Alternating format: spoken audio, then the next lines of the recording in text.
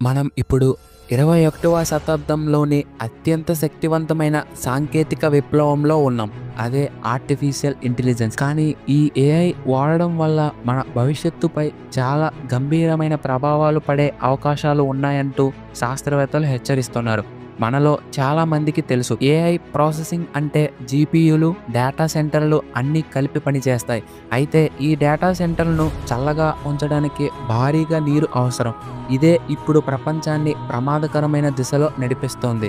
AI అంటే కేవలం ఒక సాఫ్ట్వేర్ కోడ్ కాదు, దానిని చాలా శక్తివంతమైన కంప్యూటర్లు, సర్వర్లు నడిపిస్తుంటాయి. అయితే వీటికి శక్తిని అందించడానికి భారీ స్థాయిలో విద్యుత్ అవసరం. అలాగే ఈ కంప్యూటర్లు ఉత్పత్తి చేసే వేడి అధికం కావడంతో వాటిని చల్లబరిచేందుకు నీటి అవసరం కూడా పెరుగుతుంది. అయితే మీకు ఇక్కడ ఒక సందేహం రావచ్చు, నీటి అవసరం పెరిగినప్పుడు మన భూమిపై దాదాపుగా 70% నీరే ఉన్నప్పుడు ఆ నీటిని వాడుకోవచ్చు కదా అని.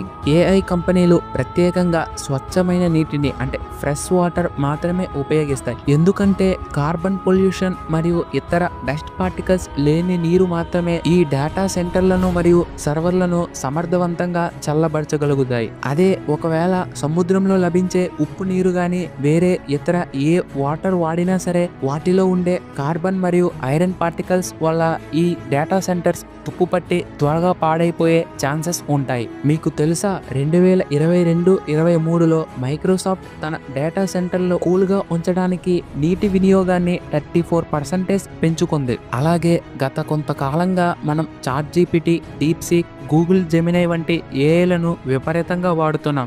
మీకు తెలుసా, చాట్‌జీపీటీ 3 మోడల్ కేవలం డెవలప్ చేయడానికి మాత్రమే 7 లక్షల లీటర్ల నీరును వాడారు. అలాగే చాట్‌జీపీటీలో ఒక్క ప్రాంప్ట్కు సుమారుగా 500 మిల్లీలీటర్ల నుండి 2 లీటర్ల వరకు నీరు వాడబడుతుంది. ఎందుకంటే మనం ఇచ్చే ప్రాంప్ట్ని అది ప్రాసెస్ చేసి ఎక్కడో స్టోర్ అయిన డేటాబేస్ని మన వరకు తెచ్చి చూపించడానికి నిరంతరం సర్వర్స్ మరియు డేటాబేస్లు పనిచేస్తూ ఉంటాయి.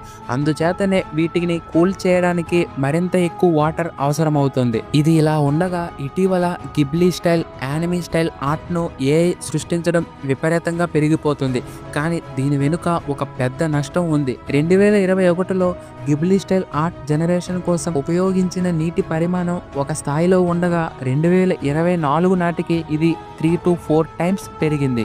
అలాగే 2019లో ప్రపంచవ్యాప్తంగా ఉన్న డేటా సెంటర్లు సుమారుగా 1.5 బిలియన్ గ్యాలన్ల నీటిని రోజుకు వినియోగిస్తే అది 2024 నాటికి ఏఐ మరియు మిషన్ లెర్నింగ్ అప్లికేషన్స్ పెరగడంతో ఆ వినియోగం సుమారు 2.5 బిలియన్ గ్యాలన్ల నీటికి చేరుకుంది. ఇది 2019తో పోలిస్తే దాదాపుగా 66% పెరుగుదల. ఇకపోతే ప్రస్తుత గ్రోత్ రేట్ని పరిగణలోకి తీసుకుంటే 2030 నాటికి డేటా సెంటర్ల నీటి వినియోగం సుమారు 4 బిలియన్స్ గ్యాలన్లో చేరుకునే అవకాశం ఉందని అంచనాలు వేస్తున్నారు. అయితే ఈ వాడుదల ఏ నెలకో ఏ సంవత్సరానికో కాదు, రోజుకి. ఇది 2019తో పోలిస్తే దాదాపుగా 166% పెరుగుదల. అంతేకాదు, ఏఐతో పాటు అధునాతన చిప్ మ్యానుఫ్యాక్చరింగ్ కంపెనీస్ కూడా భారీ స్థాయిలో నీటిని వినియోగిస్తున్నారు. ఒక్క సింగిల్ సెమీకండక్టర్ చిప్ తయారీకు సుమారుగా 2000 గ్యాలన్ల నీరు అవసరమవుతుంది. ప్రపంచంలోనే అతిపెద్ద సెమీకండక్టర్ మ్యానుఫ్యాక్చరింగ్ కంపెనీ TSMC రోజుకు సుమారు 63,000 టన్నుల త్రాగునీరును వినియోగిస్తుంది. అలాగే ఇంటెల్ వంటి కంపెనీలు రోజుకు 10 మిలియన్ల గ్యాలన్ల నీటిని ఉపయోగిస్తున్నాయి. సో మనం ఇలాగే కొనసాగితే మాత్రం భూమిపై తాగునీరు మరింత వేగంగా తగ్గిపోతుంది. ఒక పక్కన ప్రపంచ జనాభా ఓ విధంగా పెరిగిపోతుంది, అదే సమయంలో నీటి వినియోగం కూడా.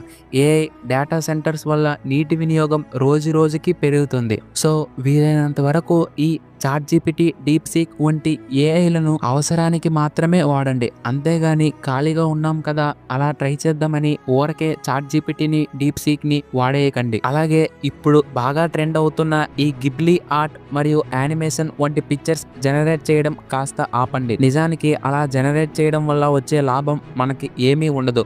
మహా అయితే మనకు ఒక 10 నిమిషాల పాటు ఆనందం. సో వీలైనంత వరకు అత్యవసరాల్లో మాత్రమే ఏఐని వాడడానికి ట్రై చేయండి. చేయండి. అంతేగాని ఫ్రీగా వస్తుంది కదా అని వాడేస్తే మాత్రం తర్వాత ఎదుర్కోవాల్సిన పరిణామాలు మాత్రం చాలానే ఉంటాయి. సో ఇది ఫ్రెండ్స్ ఇవాల్టి వీడియో నచ్చితే లైక్ చేయండి. అలాగే మీ ఫ్రెండ్స్ అండ్ ఫ్యామిలీ మెంబర్స్కి షేర్ చేయండి. అలాగే మిమ్మల్ని ఉద్దేశించి ఏదైనా తప్పుగా మాట్లాడి ఉంటే నన్ను క్షమించండి.